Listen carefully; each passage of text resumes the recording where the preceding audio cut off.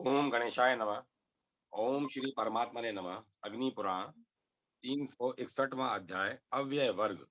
अग्निदेव कहते हैं वशिष्ठी आण अव्यय ईशत स्वल्प अभिव्यक्ति तथा मर्यादा सीमा अर्थ में प्रयुक्त होता है। साथ ही धातु से उसका संयोग होने पर जो विभिन्न अर्थ प्रकाशित होते हैं उन सभी अर्थों उन सभी अर्थों में उसका प्रयोग समझना चाहिए। आ प्रग्रह संज्ञक अव्यय है।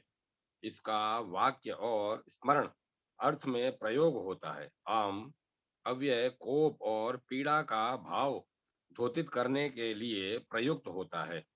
कु पाप कुत्सा घृणा और ईशत अर्थ में तथा धिक फटकार और निंदा के अर्थ में होता है। च अव्यय का प्रयोग समुच्चय समाहार अर्थ में होता है। अनुवाच्य इतरेत्र योग और स्वस्ति आशीर्वाद क्षेम और पुण्य आदि के अर्थ में तथा अति अधिकता एवं अलंघन के अर्थ में आता है। स्विति स्वित प्रश्न और वितरक का भाव व्यक्त करने में तथा तू भेद और निश्चय के अर्थ में प्रयुक्त होता है। सकृत का एक ही साथ और एक बार के अर्थ में तथा आरात का दूर और समीप के अर्थ में प्रयोग होता है। पश्चात अव्यय पश्चिम दिशा और पीछे के अर्थ में तथा उत शब्द अपि के अर्थ समुच्चय और प्रश्न में एवं विकल्प अर्थ में आता है।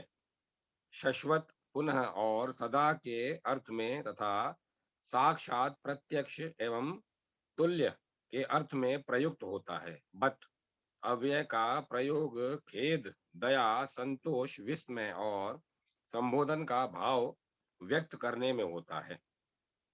अंत पद हर्ष अनुकंपा वाक्य के आरंभ और विषाद के अर्थ में आता है। प्रति का प्रतिनिधि विप्सा एवं लक्षण आदि के अर्थ में प्रयोग किया जाता है। इति शब्द हेतु प्रकरण प्रकाश आदि और समाप्ति के अर्थ में प्रयुक्त होता है।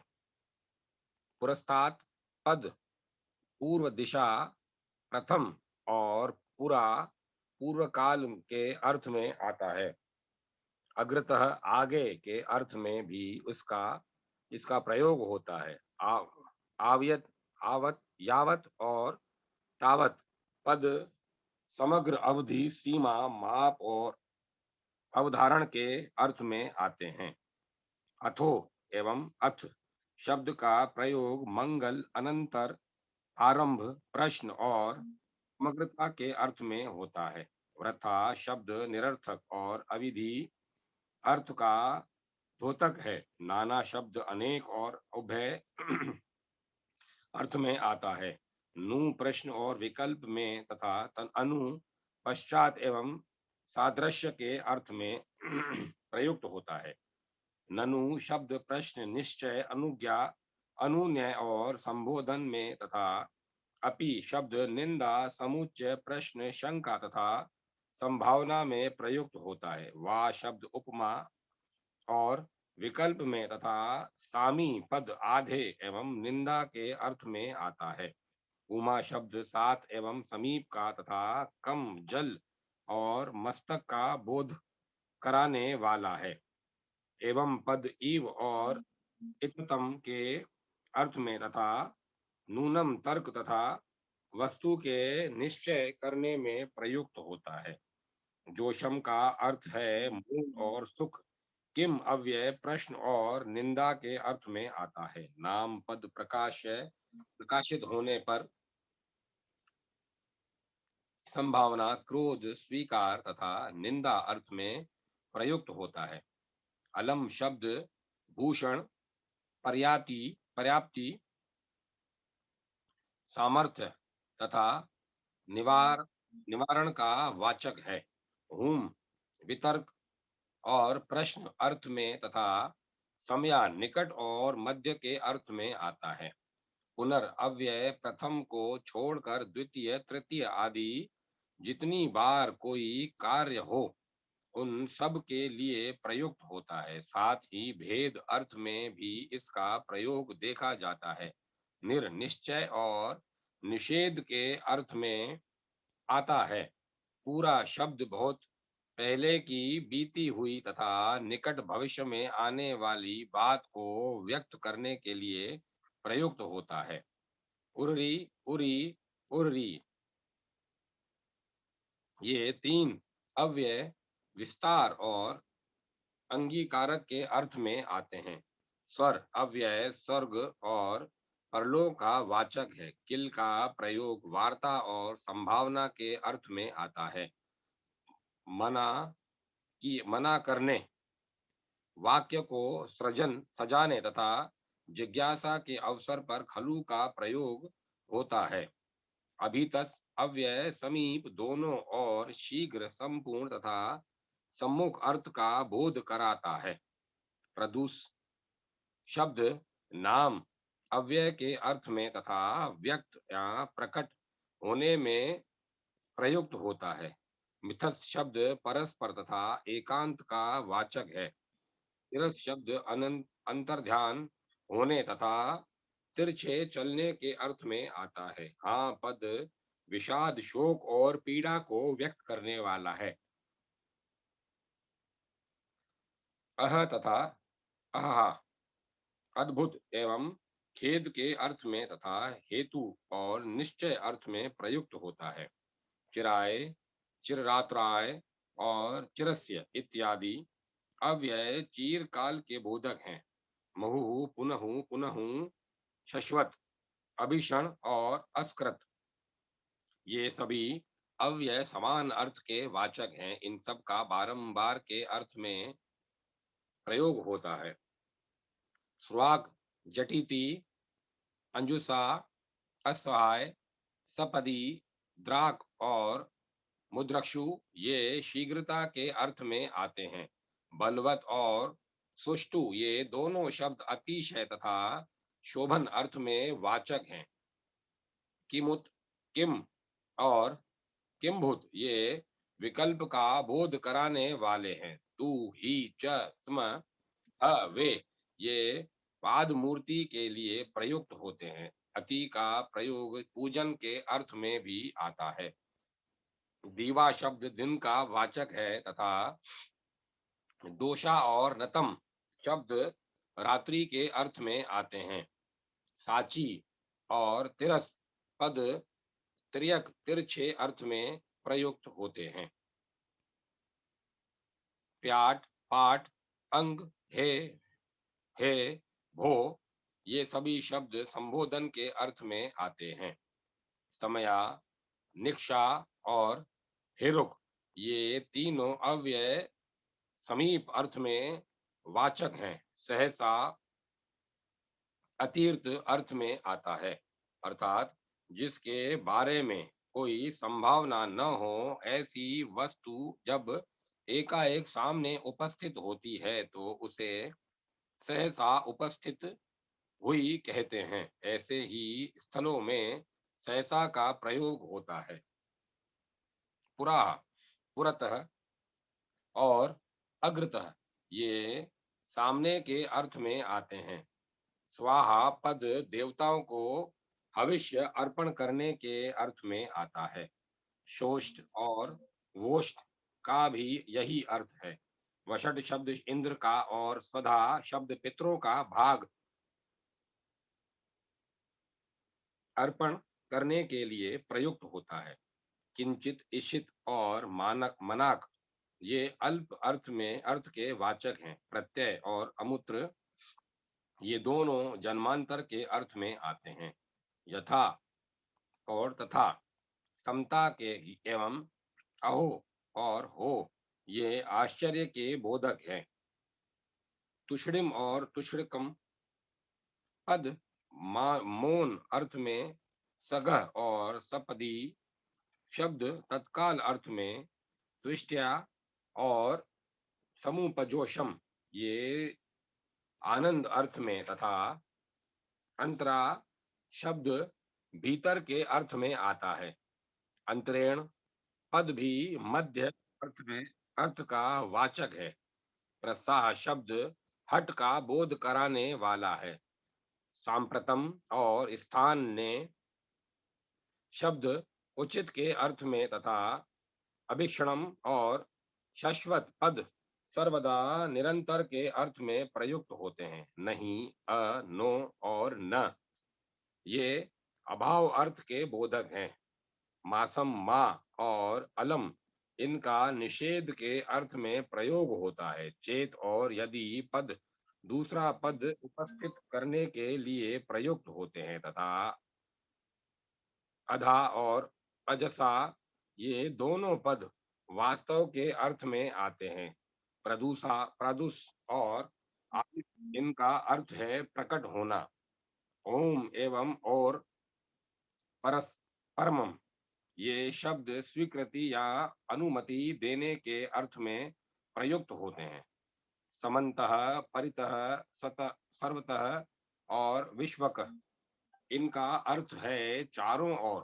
कामम शब्द सका अकाम अनुमति के अर्थ में आता है। अस्तु पद असूया दोष दृष्टि तथा स्वीकृति का भाव सूचित करने वाला है। किसी बात के विरोध में कुछ कहना हो तो यहाँ ननु का प्रयोग होता है। कचित शब्द किसी की अभिष्ट वस्तु की जिज्ञासा के लिए प्रश्न करने के अवसर पर प्रयुक्त होता है। निष्मम और दुष्मम ये दोनों पद निनघ अर्थ का बोध कराते हैं। यथास्वम और यथायथम पद यथा योग्य अर्थ के वाचक हैं। मृषा और एवं मिथ्या शब्द असत्य के और यथातथम पद सत्य के अर्थ में आता है।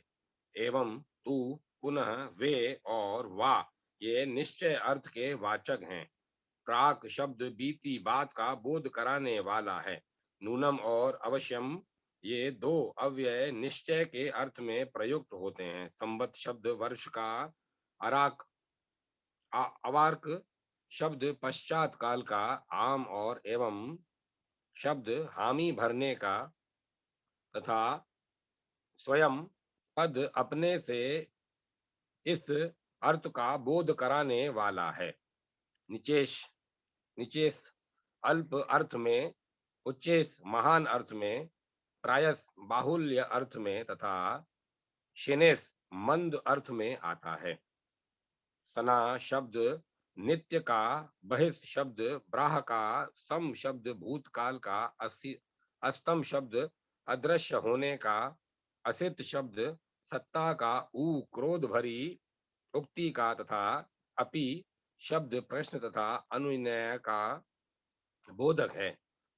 तर्क का, उषा रात्रि के अंत का, नमस प्रणाम का, अंग पुनः अर्थ का, दृष्टु निंदा का तथा सृष्टु शब्द प्रशंसा का वाचक है। सायं शब्द संध्या काल का, प्रज्ञ और प्रातर शब्द प्रभात काल का, निक्षा पद समीप का, एष्मः शब्द वर्तमान वर्ष का, पुरुत परुत शब्द गत वर्ष का और परारी शब्द उसके भी पहले के गत वर्ष का बोध कराने वाला है। आज के दिन इस अर्थ में अग का प्रयोग देखा जाता है। पूर्व उत्तर अपर अधर अन्य अन्यतर और इतर शब्द से पूर्वहीन पहले दिन, पूर्वाहन आदि के अर्थ में पूर्वधु पूर्वधु आदि अव्यय पद निष्पन्न होते हैं। अभ्युदय और अभ्युदयु ये दो ये दोनों दिन के अर्थ में आते हैं। परसिमनी हनी दूसरे दिन के अर्थ में पेराध्वी का प्रयोग होता है। हास्व बीते हुए दिन के अर्थ में, श्वस आगामी दिन के अर्थ में तथा परश्वस शब्द उसके बाद आने वाले दिन के अर्थ में प्रयुक्त होता है। तदा तदानिम शब्द तस्मिन काले उस समय के अर्थ में आते हैं। युगपत और एकदा का अर्थ है एक ही समय में, सर्वदा और सदा, ये हमेशा के अर्थ में आते हैं। इतर ही संप्रति, इदानीम, अधुना तथा सांप्रतम, इन पदों का प्रयोग इस समय के अर्थ में आता है। इस प्रकार आदि अग्नि महापुराण में कोश विषयक अव्यय वर्ग का वर्णन नामक 361वां अध्याय पूरा हुआ। 362वां अध्याय नानार्थ वर्ग। अग्निदेव कहते हैं, नाग शब्द आकाश और स्वर्ग के अर्थ में तथा लोक शब्द संसार जन समुदाय के अर्थ में आता है। श्लोक शब्द अनुष्टुप छंद और सुयश अर्थ में तथा सायक शब्द बाण और तलवार के अर्थ में प्रयुक्त होता है। आनक, पटह और भेरी ये एक दूसरे के पर्याय हैं। कलंक शब्द चिन्ह तथा अपवाद का वाचक है। क शब्द यदि पुल्लिंग में हो तो वायु, ब्रह्मा और सूर्य का तथा नपुंसक में हो तो मस्तक और जल का बोधक होता है। उलक शब्द कदन, संक्षेप तथा भात के पिंड अर्थ में आता है। कौशिक शब्द इंद्र, गूगल, उल्लू तथा सांप पकड़ने वाले पुरुषों के अर्थ में प्रयुक्त होता है। बंदरों और कुत्तों को शालावर्क कहते हैं। माप के साधन का नाम मान है। सर्ग शब्द स्वभाव, त्याग, निश्चय, अध्ययन और सृष्टि के अर्थ में उपलब्ध होता है। योग शब्द कवच धारण, साम आदि उपायों के प्रयोग, ध्यान, संगति, संयोग और युक्ति अर्थ का बोधक होता है। भोग शब्द सुख और स्त्री, वेश्या या दासी आदि को उपभोग के बदले दिए जाने वाले धन का वाचक है।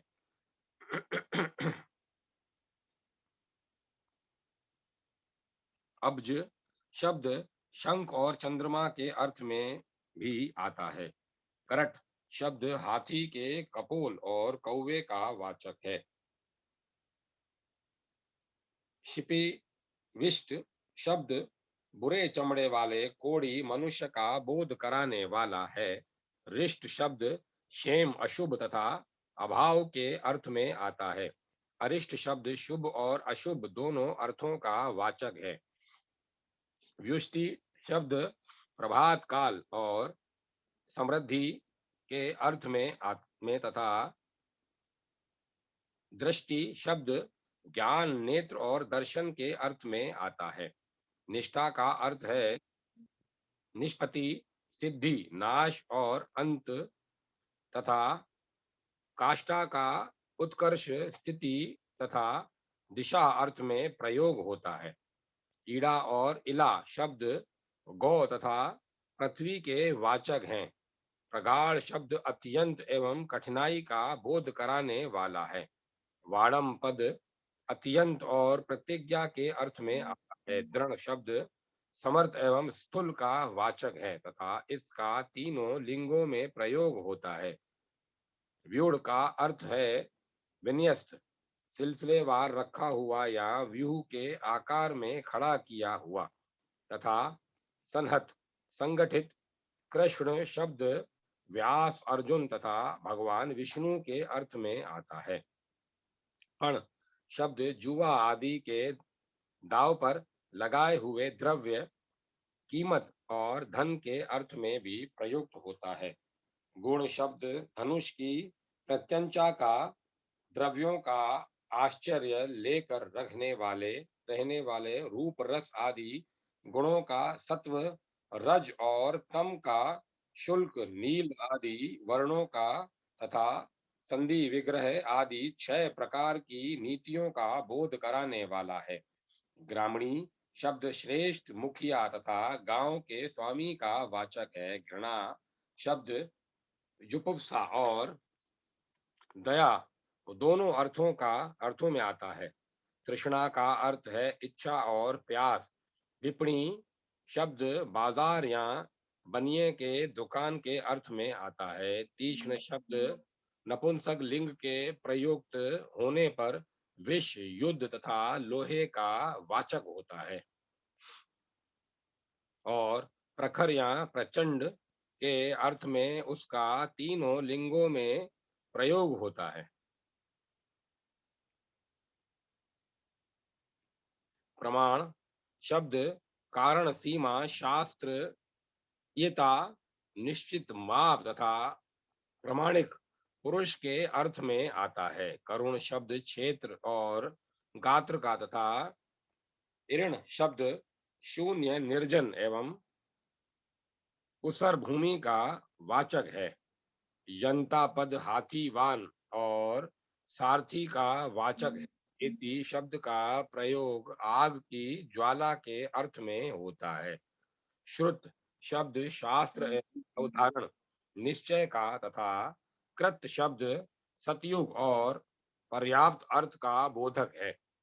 प्रतीत शब्द विख्यात तथा दृष्ट के अर्थ में और अभिजात शब्द कुलीन एवं विद्वान के अर्थ में आता है। विविक्त शब्द पवित्र और एकांत का तथा मूर्छित शब्द मूढ़, संज्ञा शून्य और फैले हुए या उन्नति को प्राप्त हुए का बोध कराने वाला है। अर्थ शब्द अभिधेय शब्द से निकलने वाले तात्पर्य, धन, वस्तु, प्रयोजन और निवृत्ति का वाचक है। तीर्थ शब्द निदान, उपाय, आगम, शास्त्र, महर्षियों द्वारा सेवित जल तथा गुरु के अर्थ में प्रयुक्त होता है। ककुद शब्द स्त्री लिंग के सिवाय अन्य लिंगों में प्रयुक्त होता है। यह प्रधानता राज चिन्ह तथा बैल के अंग विशेष का बोध कराने वाला है। संविध शब्द स्त्री लिंग है। इसका ज्ञान, संभाषण, क्रिया के नियम, युद्ध और नाम अर्थ में प्रयोग होता है। उपनिषद शब्द धर्म और रहस्य के अर्थ में तथा शरद शब्द ऋतु और वर्ष के अर्थ में आता है। पद शब्द व्यवसाय, निश्चय, रक्षा, स्थान, चिन्ह, चरण और वस्तु का वाचक है। स्वादु शब्द प्रिय और मधुर अर्थ का तथा मृदु शब्द तीखेपन से रहित और कोमल अर्थ का बोधक कराने वाला है। स्वादु और मृदु दोनों शब्द तीनों ही लिंगों में प्रयुक्त होते हैं। सत्य शब्द सत्य, साधु, विद्वान, प्रशस्त एवं पूज्य अर्थ में उपलब्ध होता है। विधि शब्द विधान और देव का वाचक है। प्रणिधि शब्द याचना और चर धूत के अर्थ में आता है। वधु शब्द जाया, पोतोहु तथा स्त्री का बोधक है। सुधा शब्द अमृत, चूना तथा शहद के अर्थ में आता है। श्रद्धा शब्द आदर, विश्वास एवं आकांक्षा के अर्थ में प्रयुक्त होता है। समुन्नध शब्द अपने को पंडित मानने वाले और घमंडी के अर्थ में आता है। ब्रह्म बंधु शब्द का प्रयोग ब्राह्मण की अवज्ञा में प्रयुक्त होता है। भानु शब्द किरण और सूर्य दोनों अर्थों में प्रयुक्त होता है। ग्रावन शब्द का अभिप्राय पहाड़ और पत्थर दोनों से है। पृथकजन शब्द मूर्ख और नीच के अर्थ में आता है। शिखरीन शब्द का अर्थ वृक्ष और पर्वत तथा तनु शब्द का अर्थ शरीर और त्वचा, छाल है। आत्मन शब्द यत्न, धृति, बुद्धि, स्वभाव, ब्रह्म और शरीर के अर्थ में भी आता है। उत्थान शब्द पुरुषार्थ और तंत्र के तथा व्यथुथान शब्द निरोध के खड़े होने के अर्थ का बोधक, विरोध के खड़े होने के अर्थ का बोधक है। निर्यातन शब्द वेर का बदला लेने, दान देने तथा धरोहर लौटाने के अर्थ में भी आता है। व्यसन शब्द विपत्ति, अधपतन तथा काम क्रोध से उत्पन्न होने वाले दोषों का बोध कराने वाला है।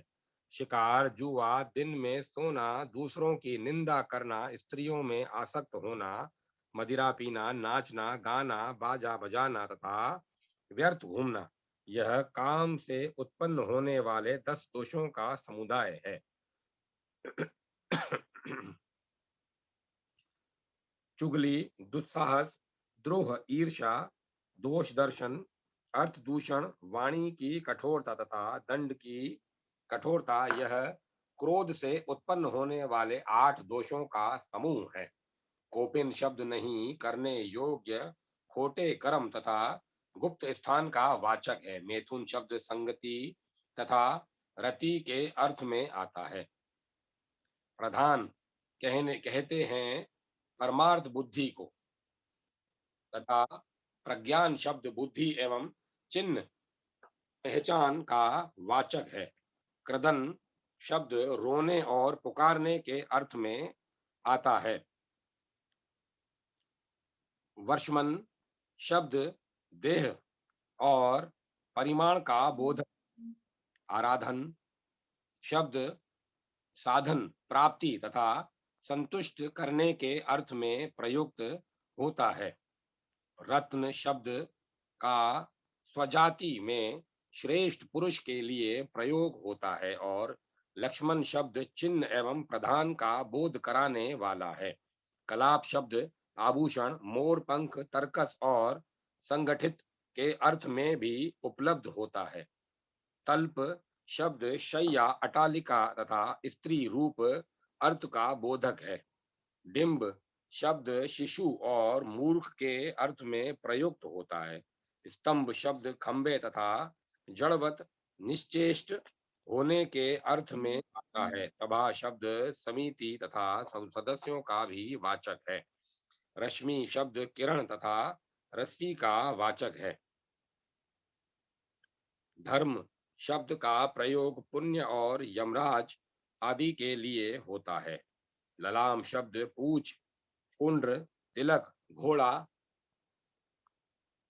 आभूषण, श्रेष्ठता तथा ध्वजा इत्यादि अर्थों में आता है। प्रत्यय शब्द अधीन, शपथ, ज्ञान, विश्वास तथा हेतु के अर्थ में प्रयुक्त होता है। समय शब्द का अर्थ है शपथ, आचार, काल, सिद्धांत और संविद, करार, अत्यय, अतिक्रमण, उल्लंघन और कठिनाई अर्थ में तथा सत्य शब्द शपथ और सत्य भाषण के अर्थ में आता है। वीर्य शब्द बल और प्रभाव का तथा रूप्य शब्द परम सुंदर रूप का वाचक है।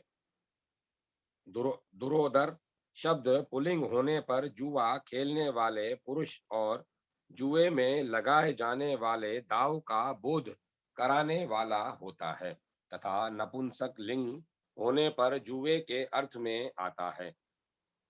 कांतार शब्द बहुत बड़े जंगल और दुर्गम मार्ग का वाचक है तथा पुल्लिंग और नपुंसक दोनों लिंगों में उसका प्रयोग होता है। हरि शब्द यम, वायु, इंद्र, चंद्रमा, सूर्य, विष्णु और सिंह आदि अनेकों अर्थों का वाचक है। दर शब्द स्त्री लिंग को छोड़कर अन्य 2 लिंगों में प्रयुक्त होता है। इसका अर्थ है भय और खंदक। जठर शब्द उदर और कठिन अर्थ का बोधक है। उदार शब्द दाता और महान पुरुषों के अर्थ में आता है। इतर शब्द अन्य और नीच का वाचक है। मोली शब्द के 3 अर्थ हैं, चूड़ा, किरीट और बंधे हुए केश। बलि शब्द कर, लगान तथा उपहार, भेंट आदि के अर्थ में प्रयोग आता है। बल शब्द सेना और स्थिरता आदि का बोधक है। नीवी शब्द स्त्री के कटी वस्त्र के बंधन रूप अर्थ में तथा परिपण, पूंजी, मूलधन तथा बंधक रखने के अर्थ में आता है। वृक्ष शब्द शकुल, अधिक वीर्यवान, चूहा श्रेष्ठ पुरुष, पुण्य, धर्म तथा बेल के अर्थ में प्रयुक्त होता है। आकर्ष शब्द पासा तथा चोरस की बिछात के अर्थ में आता है।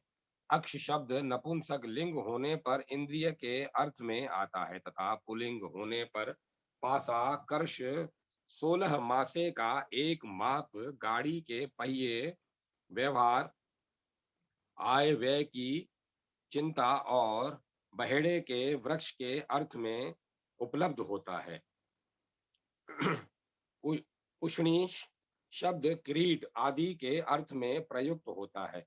स्त्रीलिंग क्रशु शब्द कुल्या अर्थात छोटी नदी का वाचक है। अध्यक्ष शब्द प्रत्यक्ष, दृष्टा और अधिकारी के अर्थ में आता है। विभावसु शब्द सूर्य और अग्नि का वाचक है। रस शब्द विष, वीर्य, गुण, राग, द्रव्य तथा श्रृंगार आदि रसों का बोध कराने वाला है।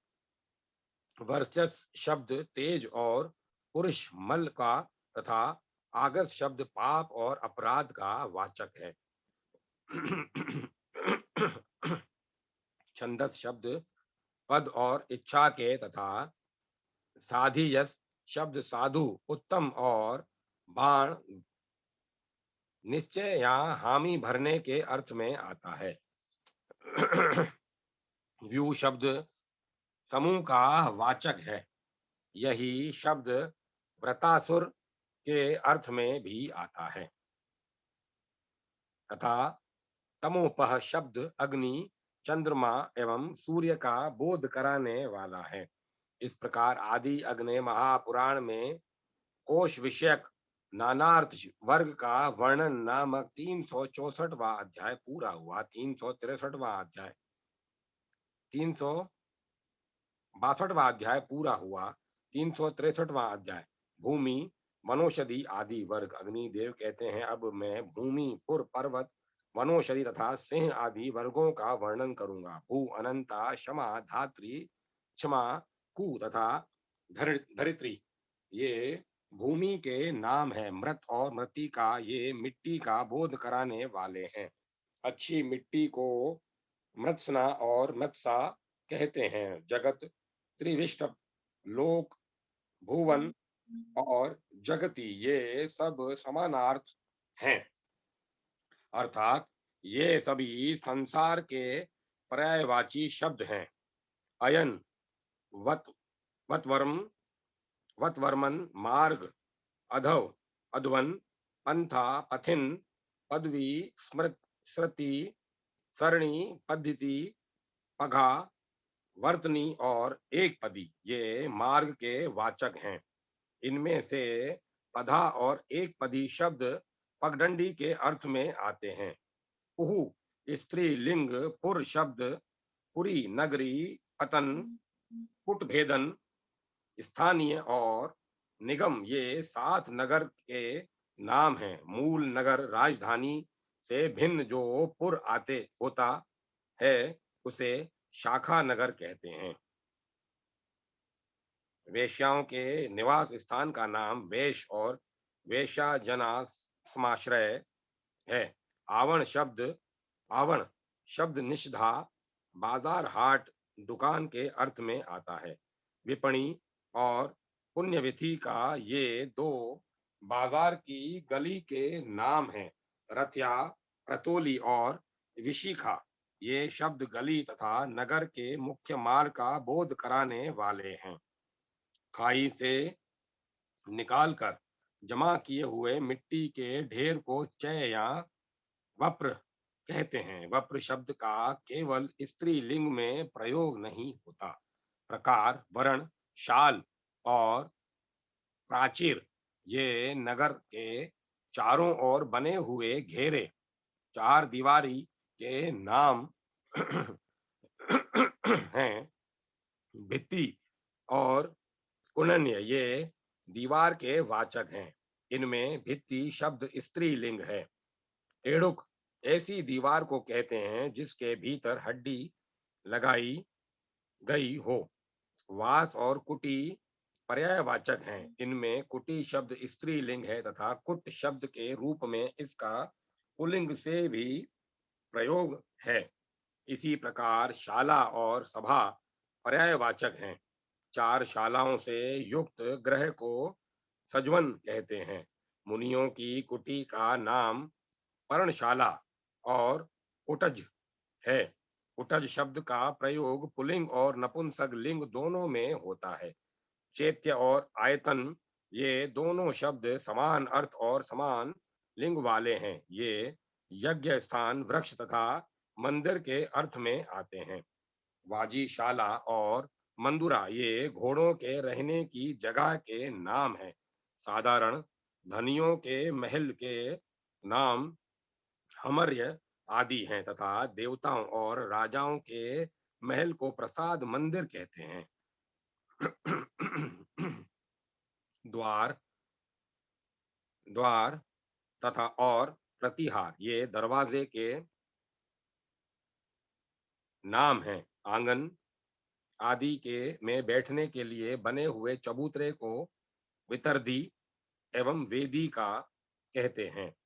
कबूतरों तथा अन्य पक्षियों के रहने के लिए बने हुए स्थान को कपोत तालिका और विटक कहते हैं। विटक शब्द पुल्लिंग और नपुंसक दोनों लिंगों में प्रयुक्त होता है। कपाट और अवर ये दोनों समान लिंग और समान अर्थ में आते हैं। इनका अर्थ है किवाड़, निश्रेणी और अधिरोहिणी ये सीढ़ी के नाम है।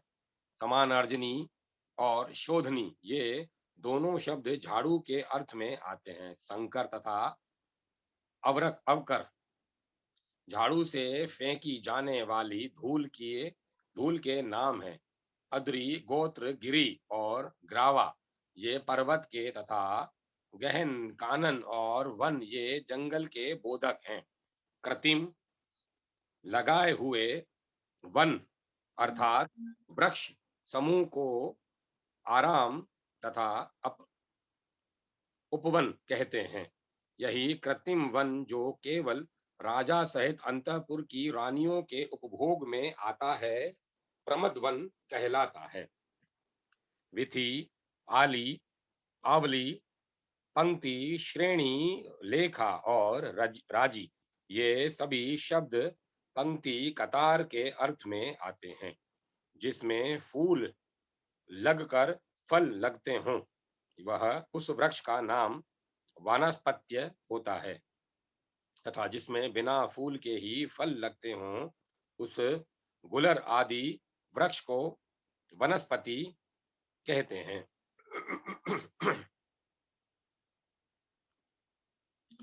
फलों के पकने पर जिनके पेड़ सूख जाते हैं उन धान, जौ आदि अनाजों को औषधि कहा जाता है। पलाशी, ध्रुव, द्रुम और अगम ये सभी शब्द वृक्ष के अर्थ में आते हैं। स्थाणु, ध्रुव तथा शंख ये तीन ठुट वृक्ष के नाम हैं। इनमें स्थाणु शब्द विकल्पिक पुल्लिंग है अर्थात इसका प्रयोग पुल्लिंग नपुंसक लिंग दोनों में होता है। प्रफुल्ल, उत्फुल्ल और संस्फुट ये फूल से भरे हुए वृक्षों के लिए प्रयुक्त होते हैं। पलाश, छदन और पूर्ण ये पत्ते के नाम हैं। इदम, इदस और समिध ये समिधा यज्ञ काष्ठ के वाचक हैं। इनमें समिध शब्द स्त्रीलिंग है। बोधि ध्रुम, बोधि ध्रुम और चलदल ये पीपल के नाम हैं। दधित्य, ग्राही, मनमथ, दधि फल, पुष्प फल और दंत षट ये कपित्य केत नामक वृक्ष का बोध कराने वाले हैं। हेमदुग्ध शब्द उदुम्बर, गुलर के और द्विपत्र के द्विपत्रक शब्द केवीदार, कचनार के अर्थ में आता है। सप्तपर्ण और विशालत्वक ये चितवन के नाम है। मृतमाल, कृतमाल, स्वर्णक, आर्यवत, व्याधिघात, संपाक और चतुरंगुल, ये सभी शब्द सोनालू तथा धन बहेड़ा के वाचक हैं। दंत शट शब्द जंबीर, जमीरी, नींबू के अर्थ में आता है। तिक्त शाक शब्द वरुण या वरण का वाचक है। पुनांग पुरुष, तुंग केसर तथा देववल्लभ ये नाग केसर के नाम हैं। आर्यभद्र, निम्बुतरु, निम्बतरु, मंदार और पारिजात ये बकायन के नाम हैं। वजुल और चित्रकृत ये तिनिश नामक वृक्ष के वाचक हैं। पितन और कपीतन ये आम्रातक, उमड़ा के अर्थ में आते हैं। गुण पुष्प और मधुध्रुम ये मधुक, महुआ के नाम हैं। पीले अर्थात देशी अखरोट को गुड़फल और संतरी कहते हैं। नादेही और अम्बुबेतस ये पानी में पैदा हुए बेंत के नाम हैं।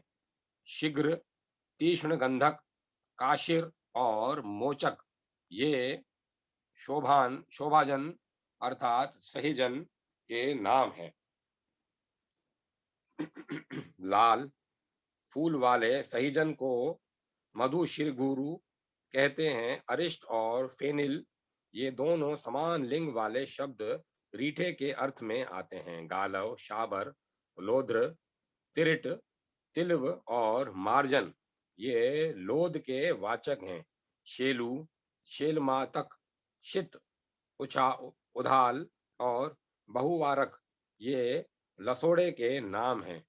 वेक्रक, वेकंक, वेकांतक, श्रुवावसु, ग्रंथिल और व्याघ्रपाल ये वृक्ष विशेष के वाचक हैं। यह वृक्ष विभिन्न स्थानों पर टेटी, कठेर और कंटाई आदि नामों से प्रसिद्ध है।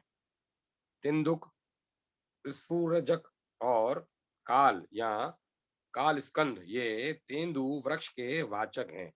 नादिये और भूमि जम्बुक ये अंगराज, आर अंगरंग, नागरंग अर्थात नारंगी के नाम से विलुप्त शब्द काकतिंतु, तिंदु अर्थात कुचिला के अर्थ में भी आता है। आटिल, मोक्ष और मुश्कक ये मोरवा या पांडल के नाम हैं। क्रमुक और पट्टिका ये पठानी लोध के वाचक हैं। कुंभी, केडर्य और कटफल ये कायफल का बोध कराने वाले हैं। वीर वृक्ष, अरुष्कर, अग्निमुखी और भलात की ये शब्द भिलावा नामक वृक्ष के वाचक हैं। सर्जक, असन, जीव और पित्तसाल ये विजयसार के नाम हैं। सरज और अश्वकर्ण ये साल वृक्ष के वाचक हैं। वीरध्रु, वीर तरु, इंद्रदू, ककुभ और अर्जुन ये अर्जुन नामक वृक्ष के पर्याय हैं। इंगुदी तपस्वियों का वृक्ष है, इसीलिए इसे तापस तरु भी कहते हैं। कहीं कहीं यह इंगुवा तथा गोंधी वृक्ष के नाम से भी प्रसिद्ध है। मोचा और शालमली ये सेमल के नाम हैं।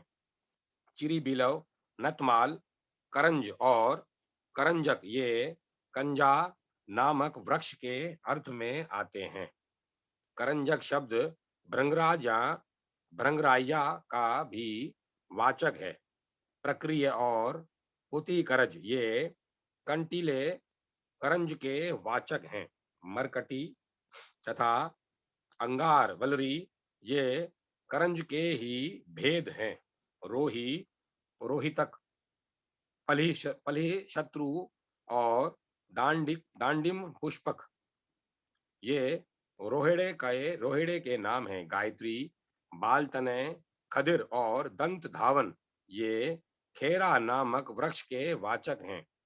अरीमेद और विट खदिर ये दुर्गंधित खेरा के तथा कदर यह श्वेत खेरा का नाम है। पंचांगुल, वर्धमान, चचू और गंधर्व हस्तक ये एरड, रेड के अर्थ में आते हैं। पिंडीतक और मरुवक ये मदन मेनफल नामक वृक्ष के बोधक हैं। पितदारु, दारू, देवदारू और पिति पुति काष्ठ ये देवदारू के नाम हैं। श्यामा, महिहाल्यवा, लता, गोवंदनी, गुंदा, प्रियंगु, फलनी और फली ये प्रियंगु, कंगनी या टांगुन के वाचक हैं। मडुप, पर्ण, पेतर्ण, नट, कटवंग, टुटुक, शयोनाक, शुकनाथ, ऋष, दीर्घवरंत और कुटकंडट ये शोणक, सोना, पाठा का बोध कराने वाले हैं। पितध्रुव और सरल ये सरल वृक्ष के नाम हैं। निचुल, अंबुज और इजल या हिजल ये स्थल वेतस अथवा समुद्र फल के वाचक हैं। काको, दुम्बरिका और फल्गु ये कटुम्बरी या कठुमरे के बोधक हैं। अरिष्ट, पिचुमर्धक और सर्वतोभद्र ये निम्ब वृक्ष के वाचक हैं। शिरीष और कपीतन ये सिरस वृक्ष के अर्थ में आते हैं। वकुल और वजुल ये मोलीश्री के नाम हैं। वजुल शब्द अशोक आदि के अर्थ में आता है। पिछला, पिछला, अगुरु और शिशुम्पा ये शीशम के अर्थ में आते हैं। जया, जयंती और तरकारी ये जेत वृक्ष का नाम है। कणिका, गणिकारिका, त्रिपर्ण और अग्निमंथ ये अरणी के वाचक हैं। किसी के मत में जया से लेकर अग्निमंथ तक सभी शब्द अरणी के ही पर्याय हैं। वत्सक और गिरिमल्लिका ये कुटज वृक्ष के अर्थ में आते हैं।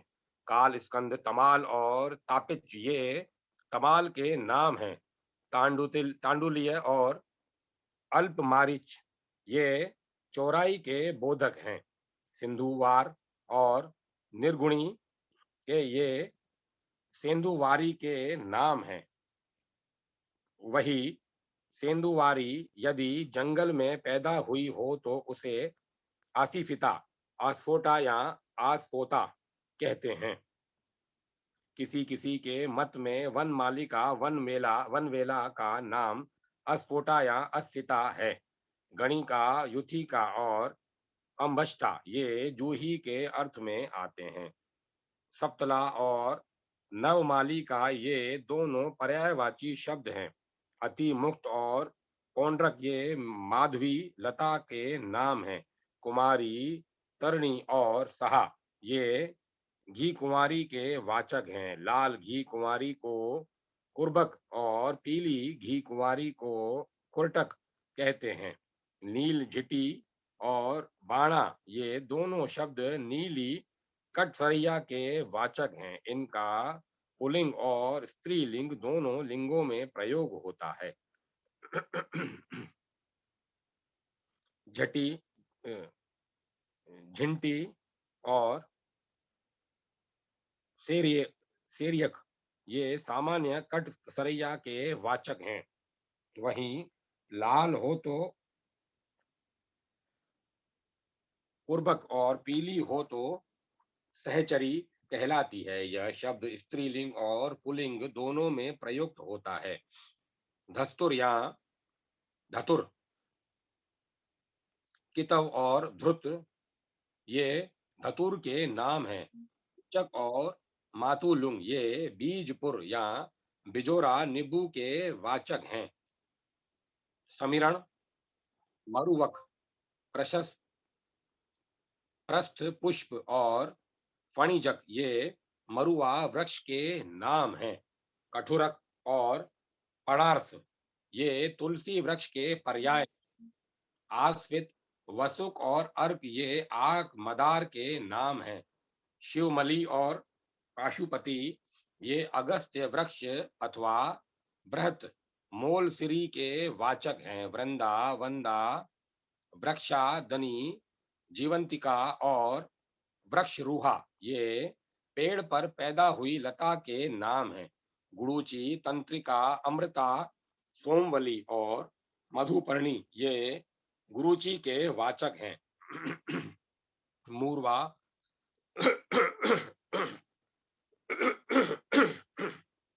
मूर्वा, मोरटी, मधुलिका, मधुश्रेणी, गोकर्णी तथा पिलुपर्णी ये मूर्वा नाम वाली लता के नाम हैं। पाठा, अंबष्टा, विरुद्धकर्णी, प्राचीन और वनितीति का ये पाठा नाम से प्रसिद्ध लता के वाचक हैं। कटु, कटम्बरा, चक्रांगणी और शकुलादनी ये कुटकी के नाम हैं। आत्मकुप्ता, कावर्ष्याई, कपी कछु और कर मरकटी ये केवांशु के वाचक हैं। अपामार्ग, शिखरिक, प्रत्ययपर्णी तथा मयूरक ये अपामार्ग चिचड़ा या बोध कराने वाले हैं। चिंचिका या हजिका, ब्राह्मणी और भार्गी ये ब्रह्मनेटी के वाचक हैं। द्रव्यवंती, शंबरी तथा वृषा ये आखुपर्णी या मूसाकानी के बोधक हैं। मांडुकपर्णी, भंडरी, समंग और कालमेशिका ये मजिट के नाम हैं। रोदनी, कछुरा, अनंता, समुद्रदाता दांता और केरा दुरालभा ये यवासा और कचूर के वाचक हैं। प्रश्नी पर्णी, प्रश्न पर्णी, कलशी, धावनी और गुहा ये पिटवन के नाम हैं। निर्दग्धि का स्पर्शी, व्याघ्री, श्रुधा और दुष्प्रशा ये भटकटैया या भटकटया भजकटया के अर्थ में आते हैं। अवलगुज, सोमराजी, सुवली, सोमवली का, कालमेशी, कृष्णफला, काकुची और पुतीफली ये वकुची के वाचक हैं। कणा, उष्णा और उपकुल्लया ये पिपली के बोधक हैं। श्रेयसी और गजपिपली या गजपिपली के वाचक हैं। चव्य और चविका ये चव्य अथवा वचा के नाम हैं। काकचिची, गुजा और कृष्णला ये तीन गुजा घुघुची के अर्थ में आते हैं। विश्वा, विषा और प्रतिविषा ये अतीस के बोधक हैं। वन शृणांट और गोशुर ये गोखरू के वाचक हैं। नारायणी और शतमूली ये शतावरी का बोध कराने वाले हैं। कालियक, हरिद्रव, द्रावी, पचमपचा और दारू ये दारू हल्दी के नाम है जिसकी जड़ सफेद हो ऐसी वचा बच का नाम हेमवती है। वचा, उग्र गंधा, षडग्रंथा, गोलीमा और शत पर्विका ये बच के अर्थ में आते हैं। मिशी, मधुरिका और छत्रा ये वन सौंफ के वाचक हैं। कोकिलाक्ष, ईश्वर और शुर ये ताल मखाना के नाम हैं। विडंग और क्रमथनी ये वांग विडंग के वाचक हैं।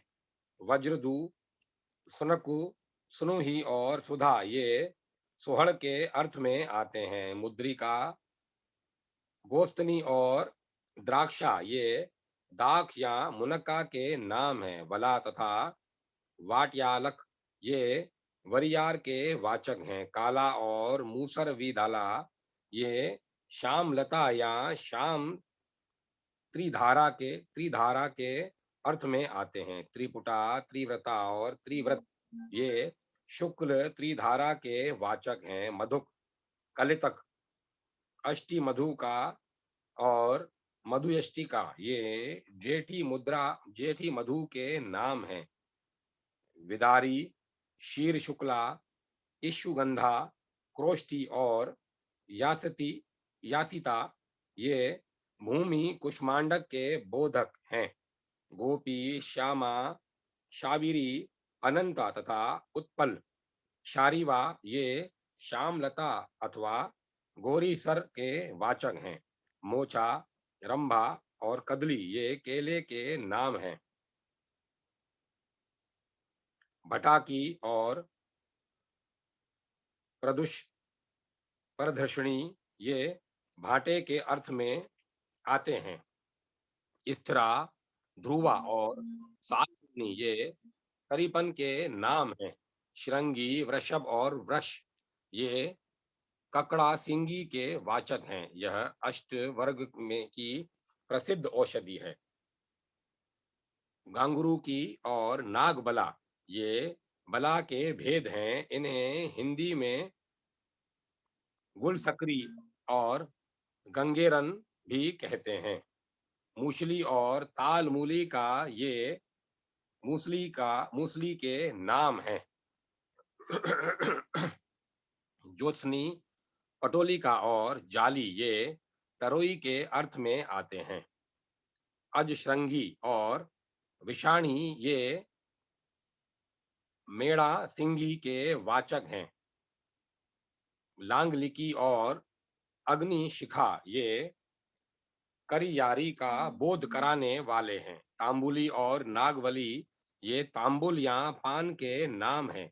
हरेणु, रेणिका और कौंती ये रेणुका नामक गंध द्रव्य के वाचक हैं। हिरियबेरी और दिव्य नागर ये नेत्र बाला और सुगंध बाला के नाम हैं। काला, नुसार्य, वृद्ध, अश्म, पुष्प, क्षिति, शिव और शैल्य ये शिलाजीत के वाचक हैं। तालपर्णी, दैत्या, गंध, केटी और मूरा ये मूरा नामक सुगंधित द्रव्य का बोधक कराने वाले हैं। ग्रंथि, पर्ण, शुक और बृहिष या ब्रह ये कठिवन के अर्थ में आते हैं। बला, त्रिपुटा और त्रुटि ये छोटी इलायची के वाचक हैं।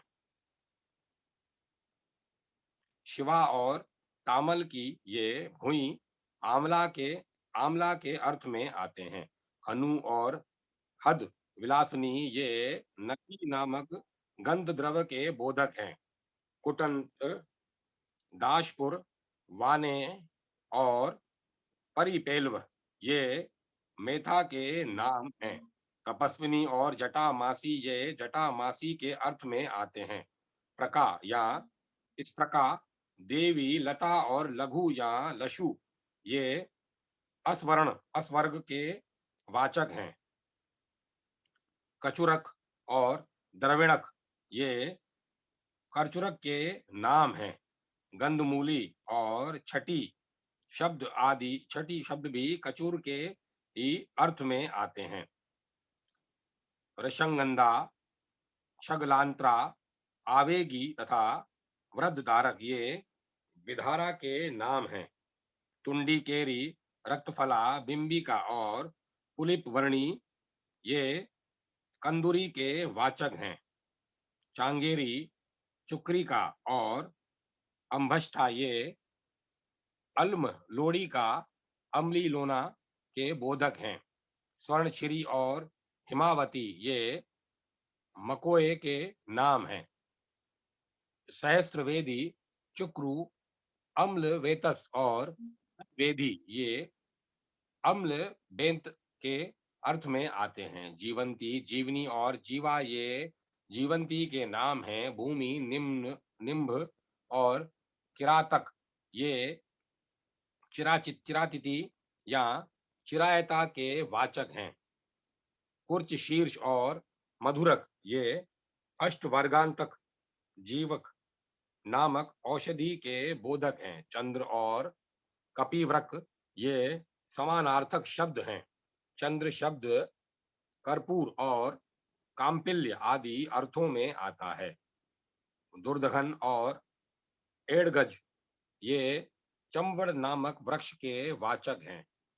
वर्षराब, वर्षाभु और शोथहारिणी ये गध पुनरा के अर्थ में आते हैं। कुरंदती, निकुंभस्त्रा, यामिनी और वार्षिका ये लता विशेष के वाचक हैं। लशुन, ग्रजन, अरिष्ट, महाकंद और रसोन ये लहसुन के नाम हैं। वराही, वरदा या वदरा तथा ग्रष्टि ये वराही वराहींग वराहींकत के वाचक हैं। काक, माची और वायसी ये समानार्थ शब्द हैं। शतपुष्पा, सित छत्रा छत्रा, अति छत्रा, मधुरा मिसी, अवाक पुष्पी और कार्वी ये सौंफ के नाम हैं। सरना, प्रसारिणी, कटम्बरा और भद्रकला ये कुबच प्रसारिणी नामक औषधि के वाचक हैं। कुवर्व और शटी ये भी कचूर के अर्थ में आते हैं। पटोल, पुलक, तितक और पटु ये पर्वत के नाम हैं। कारवेल और कटिलक ये करेला के अर्थ में आते हैं। कुष्मांडक और करकारु ये कोहड़ा के वाचक हैं। उर्वारु और करकटी ये दोनों स्त्रीलिंग शब्द ककड़ी के वाचक हैं। इक्ष्वाकु और कटुतुम्बी ये कड़वी लौकी के बाधक हैं। विशाला और इंद्रवारुणी ये इंद्रायन तुम्बी नामक लता के नाम हैं। अर्शोघन, सूरन और कंद ये सूरन या ओल के वाचक हैं।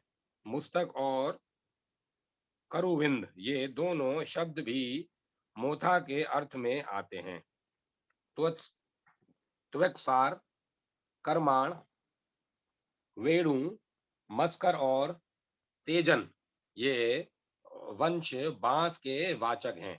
छत्रा, अतिशत्र और पालग्न ये पानी में पैदा होने वाले तृण विशेष के बोधक हैं। माला तृणक और भूस्तृण ये भी तृण विशेष के ही नाम हैं। ताड़ के वृक्ष का नाम ताल और तृण राज है। घोटा, क्रमुक और पुग ये सुपारी के अर्थ में आते हैं। शार्दुल और दिशी ये व्याघ्र बाघ के वाचक हैं। हर्यशक, केशरी, केसरी तथा हरि ये सिंह के नाम हैं। कोल, पोत्री और वराह ये सुअर के तथा कोंफ, इहा मृग और व्रक भेड़िए के अर्थ में आते हैं। लुता, उर्ण, नाभि, वंतुवाय और मरकट ये मकड़ी के नाम हैं। वृश्चिक और शुक कीट बिच्छू के वाचक हैं। शुक कीट शब्द ऊन आदि चाटने वाले कीड़े के अर्थ में भी आता है। सारंग और स्तोक ये समान लिंग के में प्रयुक्त होने वाले शब्द पपीहा के वाचक हैं। क्रकवाकु और ताम्रचूर्ण ये कुक्कट मुर्ग के नाम हैं। पिक और कोकिल ये कोयल के बोधक हैं। करट और अरिष्ट काक कौवे के अर्थ में आते हैं। वक और क्रहन बगुले के नाम हैं। कोक, चक्र और चक्रवाक ये चकवा के तथा कादम्ब और कोलहंस ये मधुरभाषी हंस या बतख के वाचक हैं। पंतिका और पुक्तिका ये मधु का छाता लगाने वाले छोटी मक्खियों के नाम हैं। और सुरधा और मधुमक्षिका ये बड़ी मधुमक्खी के अर्थ में आते हैं। इसी को सरंगवा माछी भी कहते हैं। द्विरेच, द्विरेफ, पुष्पलेह, भृंग, षटपद, भ्रमर और अली ये भ्रमर भोरे के नाम हैं। केकी तथा शिखी मोर के नाम हैं। मोर की वाणी को केका कहते हैं। शकुंती, शकुनी और द्विज ये पक्षी के पर्याय हैं। स्त्रीलिंग पक्षिति शब्द और पक्षमूल ये पंख के वाचक हैं। चचू और तोटी ये चोंच के अर्थ में आते हैं। इन दोनों का स्त्रीलिंग में ही प्रयोग होता है। उड़िन और संढिन ये पक्षियों के उड़ने के विभिन्न प्रकारों के नाम हैं। कुलाय और निड शब्द घोंसले के अर्थ में आते हैं। पेशी या पेशी ये कोश और अंड ये अंडे के नाम हैं। इनमें प्रथम दो शब्द केवल पुल्लिंग में प्रयुक्त होते हैं। प्रथुक, शावक, शिशु, पोत, पाक, अर्भक और डिंब ये शिशु मात्र के बोधक हैं।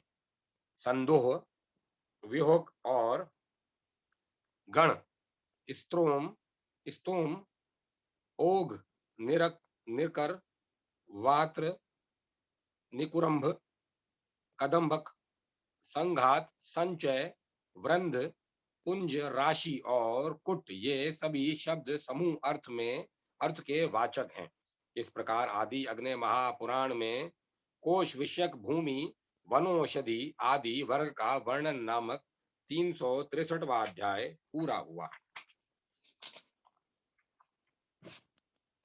अब मैं कथा को विराम देता हूँ।